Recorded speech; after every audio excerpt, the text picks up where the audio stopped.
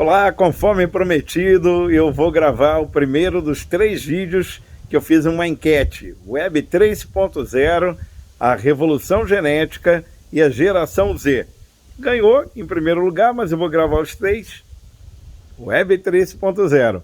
Vamos entender, gente, de uma maneira muito simples. Aqui é vídeo curto e eu vou ancorar aqui um link de uma matéria, né, de um artigo, melhor dizendo, que eu escrevi lá no meu blog O Futuro Já Começou, exatamente sobre esse tema. Então, aqui eu dou os flashes iniciais para abrir tua cabeça, para você entender rapidinho do que nós estamos falando, né, nesse mundo fantástico que está se abrindo aí agora, que é mesmo revolucionário que está vindo, e ao mesmo tempo que você vai poder aprofundar lendo o artigo, beleza? Vamos direto ao ponto.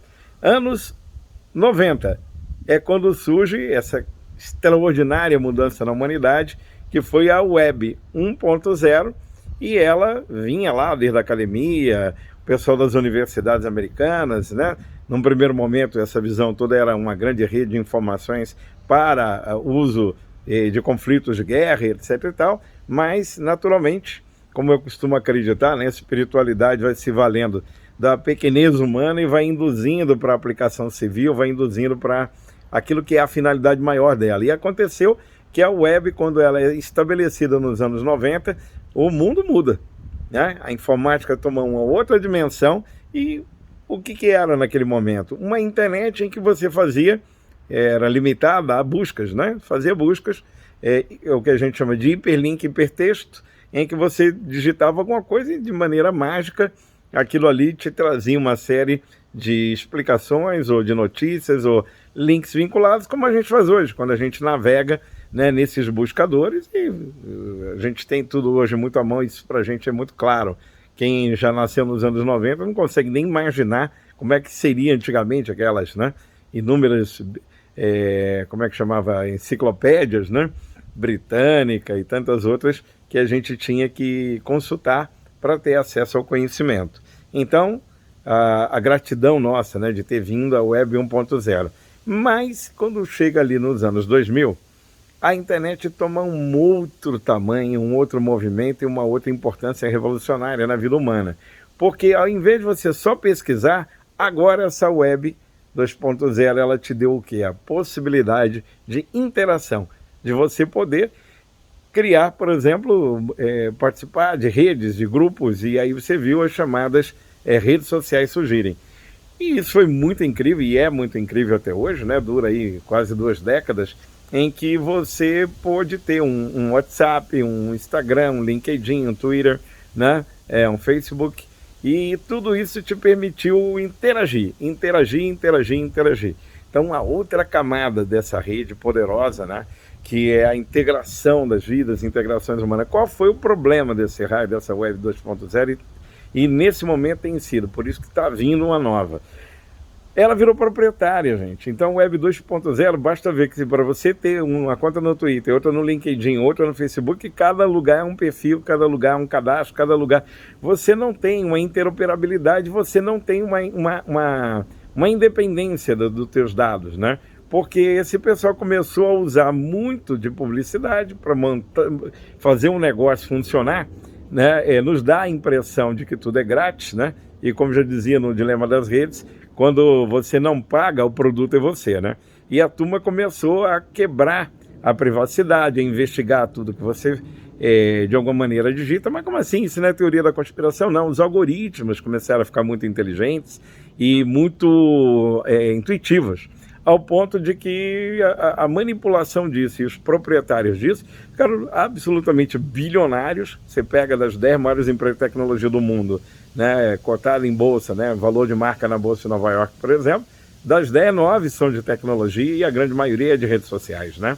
Então você passou a ter uma falta de privacidade e todo o teu movimento, tudo que você está digitando, tudo que você está pesquisando, tudo que você está investigando, eu já falei isso aqui em outra ocasião, de alguma maneira, intuitivamente, o algoritmo entende quem é você, entrega tudo que você quer receber e entrega para o outro tudo que o outro quer receber, e quando essas coisas não batem, né, em termos de causas ou em termos de convicções ideológicas, doutrinárias, filosóficas, vem o choque, né?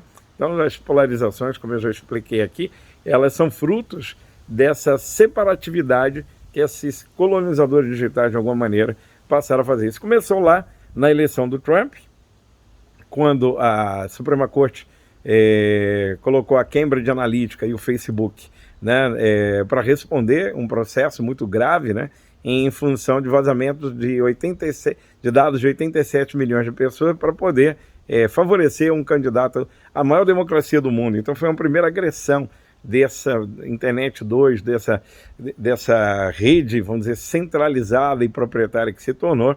E aí, depois nós vimos a saída também do Reino Unido, da União Europeia, o Brexit, também a mesma Cambridge Analytica, também o problema dos algoritmos, vazando os dados, robôs, né, que foram criadas, chamadas fake news, né, no caso da eleição do Trump, a Hillary, né, foi demonizada, né, então, em favor de outro camarada que era muito elogiado, e a concorrente dele era absolutamente prejudicada, prejudicada.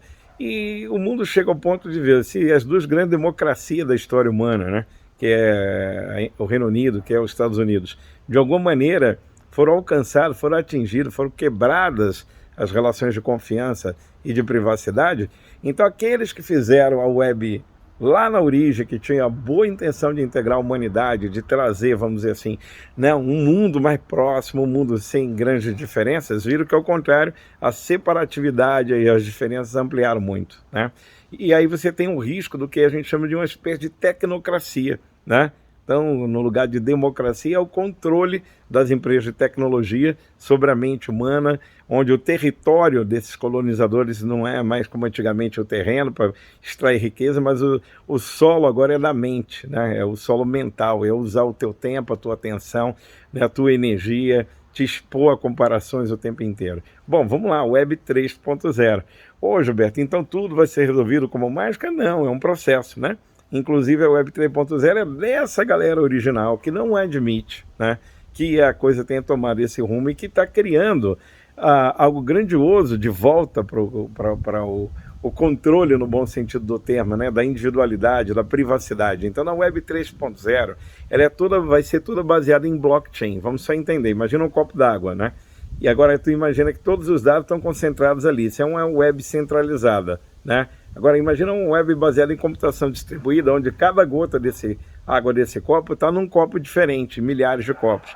Então essa distribuição, essa possibilidade de você dividir, espalhar, né, os dados e integrar os dados através de uma certa inteligência, evita ataques, né? Por exemplo, evita monitoramento. Isso vai dar uma enorme privacidade de volta aos usuários de uma internet, compreendeu?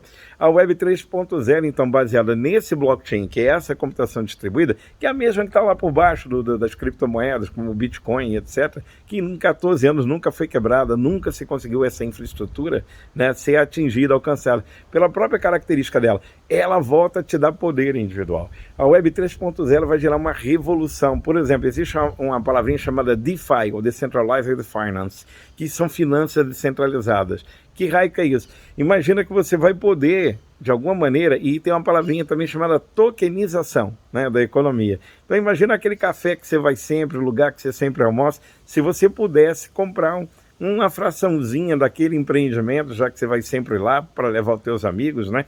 E você poderia ter num token, que é como um pendrive com um certificado que te dá ali a garantia das ações que você comprou, aquela participação, né? Você poder ter diferentes negócios, o restaurante, a loja, vamos dizer, que você curte muito de roupa, de moda, se ela abrisse, por exemplo, alguns tokens, né? Alguns fragmentos de ações daquele negócio. Eu, por exemplo, virei sócio de uma sala comercial num prédio no Rio Grande do Sul, né? Então nessa área do real estate, do imobiliário, você vai poder adquirir pequenas frações, um percentualzinho pequeno de uma sala comercial, que toda vez que ela é alugada, de acordo com aquela fração que eu tenho, eu recebo uma grana, entendeu? Então você vai poder ter diferentes tipos de atividade, ter uma carteira digital baseada em criptomoeda ou mesmo em moeda tradicional, onde você tem participação em diferentes atividades e nas coisas que você gosta, que você acredita, e conseguir com isso, sem um controle de um sistema financeiro ou de um governo específico, né, te dá o poder de você estar seguro, protegido, tendo privacidade e ampliando a possibilidade de receita, de recursos, né, em que toda a economia é gerada pelas próprias pessoas, uma grande colaboração, uma grande economia do compartilhamento. É mais ou menos isso, claro que tem muito mais a aprofundar. Entra aí no artigo, vê, aproveita. Gratidão, viu, gente? Web 3.0, vamos junto.